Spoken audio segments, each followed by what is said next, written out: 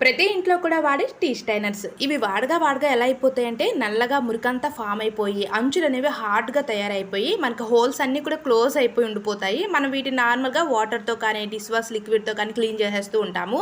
But అంత నీట్గా clean అవ్వు. సో డీప్ క్లీనింగ్ అనేది చాలా ఇంపార్టెంట్ అండి.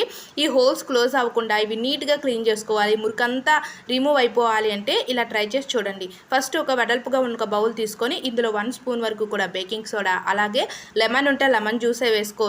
లేదు అంటే మీరు ఇక్కడ వెనిగర్ని కూడా యూజ్ చేసుకోవచ్చు. ఇందులోనే చూడండి, ఇప్పుడు మనకి టీ స్టైనర్స్ ఫిల్టర్స్ ఉంటాయి కదా, వీటిని వేసేసుకొని బాగా బాయిల్ చేసుకోవాలి వాటర్ని.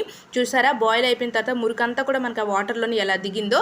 ఇప్పుడు మనము నార్మల్గా స్క్రబ్బర్, ఒక స్టీల్ స్క్రబ్బర్ తీసుకొని క్లీన్ చేసుకున్నాం అనుకోండి, అంచుల్లో ఉన్న మురికి డస్ట్ అంతా రిమూవ్ అయిపోతుంది. ఫంగస్, బ్యాక్టీరియాస్ లాంటివి ఫామ్ అవ్వకుండా కూడా ఉంటాయి. వీక్లీ వన్స్ అయినా సరే వీటిని ఇలా డీప్ క్లీనింగ్ అయితే చేసుకోవాలి. సో వాటర్ తోటి క్లీన్ చేసుకుంటే సరిపోతుంది.